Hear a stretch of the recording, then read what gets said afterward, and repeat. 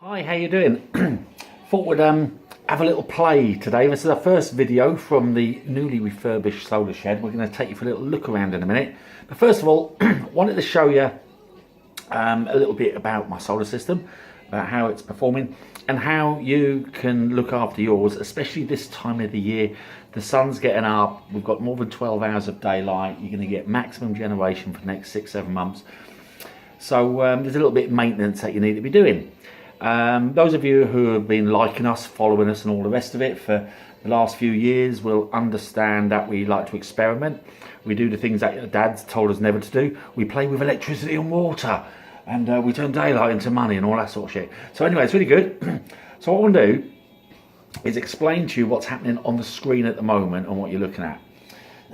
First thing is, this is a live output of my solar system. I'm not going to move the camera around because it's got bits all over. But you see here, we're generating 63% of its maximum output at the moment. We're past midday, it's 12 minutes past 1 o'clock. We're facing slightly southeast, so the panels peaked a little time ago. And they're actually on the downward curve now, so you get a perfect curve usually. But let me explain what's happened here. So just here, this is where the solar kicked in this morning. I don't know what time the sun got up, but 20 past 5 this morning, 20 past 5 is when the solar panels started generating enough electricity to switch the inverter on. That's the device that converts the DC solar electricity into usable household electricity. Didn't get anything meaningful for an hour or so. At 6 o'clock it started producing, and then bang, straight up, and we started producing quite a bit of energy. Now there's little shading elements here, and then you can see this big drop here in the middle. And that's because we've got a telegraph pole. It's an overhead mains electricity pole goes through the village, and the pole's about 10 yards away from my solar shed, and there's a bit of shadow still. As the sun rises throughout the year, that shadow gets shorter, and all of a sudden there'll be no shade. But at the moment there's a bit of shade, and that's the output drop from a solid 8-inch shade that moves across like a sundial. It moves across the panels. An optimized system with SolarEdge optimizers or Enphase microinverters would stop that problem. Didn't know too much about them when I had mine fitted, and also probably couldn't have afforded them at the time anyway. So I'm waiting for my inverter to go. Hopefully it won't go today.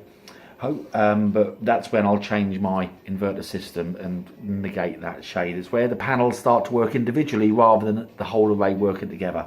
But more about that another time. Anyway, generating 63% of its maximum at the moment is 1.26 kilowatts. But as I said, there's a little bit of maintenance that needs doing, and some of that maintenance is about cleaning. But I noticed that when I clean, because obviously I've got this wire going overhead and I get all the bird shit on my panels, so I thought I'd rig up, instead of getting up there, I'll rig up a little spray system. So I've got some hoses attached to my panels and a big old water butt with a pump in it, and I can flick a switch and turn it on. So what I can do, 64% at the moment, so it's just varying a little tiny bit. 64%. What we're going to do is we're going to pop outside. I'm going to show you the rig up for the water, how easy that is to do. It's not as easy on a house as it is where I've got mine, but it can all be done at a cost. And then what we'll do is we'll have a little walk around the solar shed, and then we'll come back to this and have a look at the increase in efficiency when the panels are cooler. Because when panels get over 23 degrees, they start to lose efficiency because heat is a resistor. And also by spreading the light with cold water, and it's fresh rainwater. Never use tap water to do this, always use rainwater. What will happen is you'll increase the efficiency, the light spreads and get cooler, and it's much better. So remember, 64%. So let's go.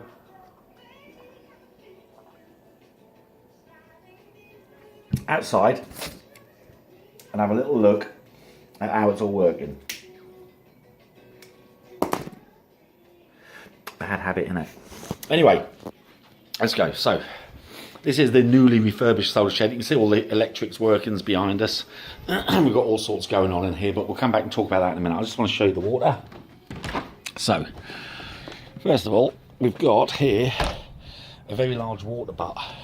It's actually linked to a couple of others as well. And all the water that falls off of the solar panels, that all, you can see the wire there, but all the water that comes off the solar panels goes down into that water butt. And what I've done, I've rigged up a very simple, of course better, I've rigged up a very, very simple switch. Probably hear the hose switching on. Now we're going to switch the two hoses on. And if we go outside here, if I've got it right, hopefully you'll see that we're now spraying water all over the panels. So they're going to start to cool down. It's a bit windy, so a lot of the water's blowing back, but that's not too much of an issue. So I'll just go for a little walk around and then you'll see exactly what's going on. Oh look what we've done as well. The missus, she's got the plant trolley ready today. So we'll get the plants out the front gate and people stop then, and when they stop they can come and have a little nose inside, can't they? And we've got the electric vehicle charge point as well as other bits and pieces going on down here, and people can pop in for their quotes on their solar or their air source heating. What else? Battery storage, air source, solar hot water, because we've got that in the house, and we can also charge up people's cars while they're here because we've got the EV charge point, which is quite nice. And that's all what's going on at the solar shed. So we've got that water going on. Remember, it was at 63-64%, fluctuating between the two. Let's pop in here. We'll have a quick look around. So when you come into the solar shed nowadays, it's a little bit different. So if you've been there before, hopefully you'll appreciate the changes. Shane from STS Carpets come in and done a really nice floor for us, carpets and everything. We painted all the concrete, so it's all fresh. Cleaned up the walls and put new insulation in, and it's a nice working environment now. It's quite nice. And look up here, got a projector, and Jim from Core Technologies, his tops, put a screen in for us so we can do presentations on the screen now, which is all rather nice. And yeah, all the coffee machine and all the rest of it, it's all running on the solar energy that we're generating, isn't it? But also what we've got is these boxes from Goal Zero, these ones down here, I don't know if you can see them, there we go. Those two are charging up all the time on mains, not from solar, they're on the mains. But the mains is being fed by solar, if you understand that, hopefully you do. So we're using solar energy to charge these boxes, then these boxes, we're charging other devices. We're charging up the chargers, we're charging up the little red boxes. You've seen these, the little portable power packs. They're quite nice, they are. We've got the Bivy Buddy, the Shed Mate, the Field Mate, and the traditional little red box. And they give us, where are we? Lights. Where's the lights gone? Oh, we haven't got any plugged in, that's fine. Let's plug a light in so you can see how they work. There we go. So you get lights and you get USB charging with them. They're quite handy and they're very, very portable. So they're nice and light, and they come with a good sized panel, and they'll charge for camping and things like that. They're really, really good. So we're using free energy really to charge all that stuff up. And over night time I plug my freezers and my fridges into those the Goal Zero Yetis down there. So the energy that was stored during the day we use over night time. So it's like totally free energy all the time. Doesn't cost me nothing to run this place, which is like really, really cool. Anyway, got loads of information. A little bit of radio, because we like the old solar radio. Yeah, solar radio and the solar shed's always good. Anyway, let's go back over to, there's my inverter up there. So it shows you how much we're generating right now, how much we generated yesterday, what we've done so far today. And as we scroll through, we can see how much energy we've generated in total, how many hours, what the voltage is coming in. We can see that's my IP address because it's got Wi-Fi built in, and it sends a signal back to my computer, which is where we started. So we started on 63%, yeah? Let's turn that round, 63%, 64%, whatever it was. And we've had, what, 4 or 5 minutes now of me waffling on about nothing, trying to fill time whilst the panels were cooling down.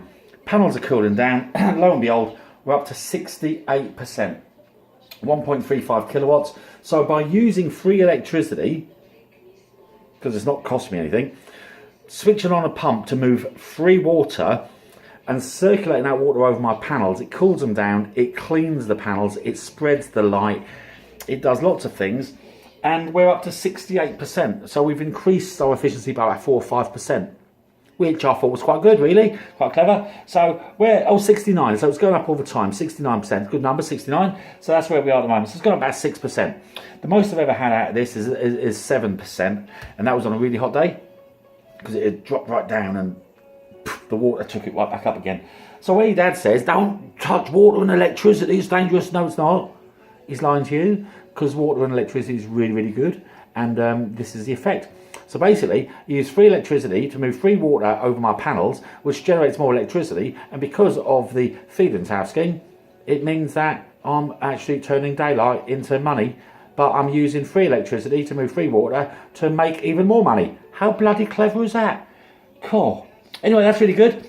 So if you want to come and learn more about solar, how it works, how it can benefit you, how you can get the most out of it, how to look after your panels and all that sort of stuff, then www.solar-power.co.uk, on the tweets, on the Facebooky things, on the YouTubers and all that sort of social Snapface twits, you can come and interact and you can book up a visit and you can come and see the solar shed and you can learn all about solar and you can then buy solar from me.